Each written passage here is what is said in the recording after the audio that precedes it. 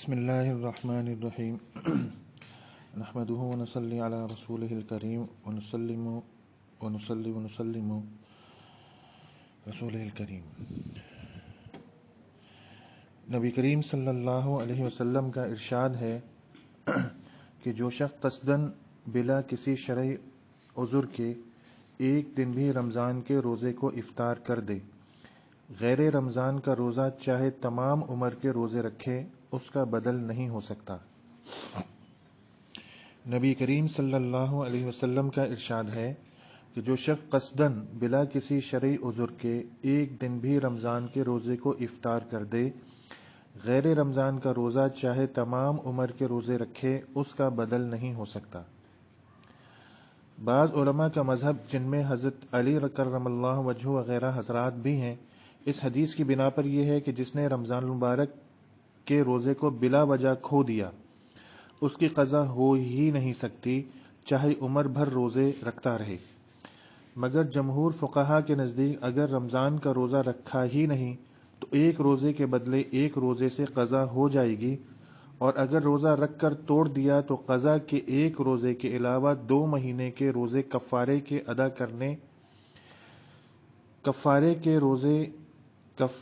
روزہ کفارے کے ادا کرنے سے فرض ذمے سے ساقط ہو جاتا ہے۔ البتہ وہ برکت اور فضیلت جو رمضان المبارک کی ہے ہاتھ نہیں آ سکتی، اور اس حدیث پاک کا مطلب یہی ہے کہ وہ برکت ہاتھ نہیں آ سکتی جو رمضان شریف میں روزہ رکھنے سے حاصل ہوتی ہے۔ یہ سب کچھ اس حالت میں ہے کہ بعد میں قضا بھی کرے، اور اگر سرے سے رکھے ہی نہیں، جیسا کہ اس زمانے کے بعض فساق کی حالت ہے، تو اس کی گمراہی کا کیا پوچھنا۔ روزہ ارکان اسلام سے ایک رکن ہے۔ نبی کریم صلی اللہ علیہ وسلم نے اسلام کی بنیاد 5 چیزوں پر ارشاد فرمائی ہے۔ سب سے اول توحید اور رسالت کا اقرار، اس کے بعد اسلام کے 4 مشہور رکن نماز، روزہ، زکوٰۃ، حج۔ کتنے مسلمان ہیں جو مردم شماری میں مسلمان شمار ہوتے ہیں لیکن ان 5 میں سے ایک کے بھی کرنے والے نہیں۔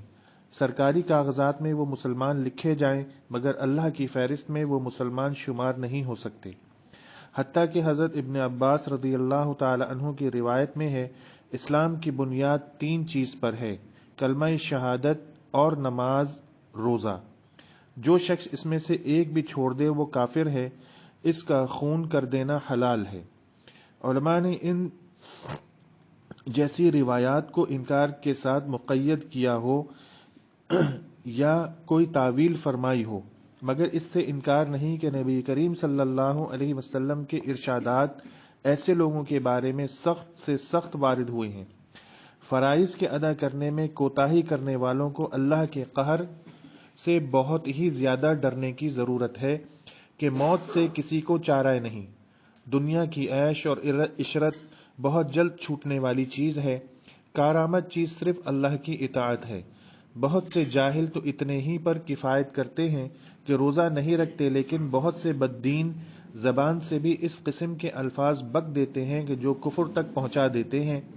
مثلاً روزہ وہ رکھے جس کے گھر کھانے کو نہ ہو، یا ہمیں بھوکا مارنے سے اللہ کو کیا مل جاتا ہے، وغیرہ وغیرہ۔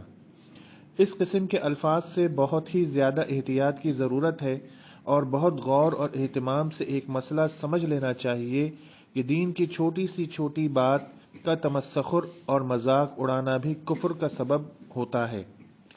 اگر کوئی شخص عمر بھر نماز نہ پڑھے، کبھی بھی روزہ نہ رکھے، اسی طرح اور کوئی فرض ادا نہ کرے، بشرطے کہ اس کا منکر نہ ہو، وہ کافر نہیں۔ جس فرض کو ادا نہیں کرتا اس کا گناہ ہوتا ہے، اور جو اعمال ادا کرتا ہے اس کا اجر ملتا ہے، لیکن دین کی کسی ادنا سے ادنا بات کا تمسخر یا مذاق بھی کفر ہے، جس سے اور بھی تمام عمر کے نماز، روزے، نیک اعمال ضائع ہو جاتے ہیں۔ بہت زیادہ قابل لحاظ امر ہے، اس لیے روزے کے متعلق بھی کوئی ایسا لفظ ہرگز نہ کہے، اور اگر تمسخر وغیرہ نہ کرے تب بھی بغیر عذر افطار کرنے والا فاسق ہے۔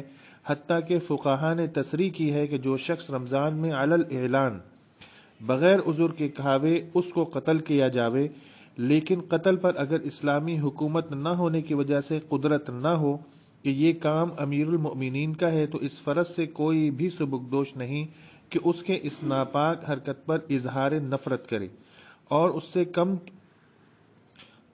سے کم تو ایمان کا کوئی درجہ ہی نہیں کہ اس کو دل سے برا سمجھے۔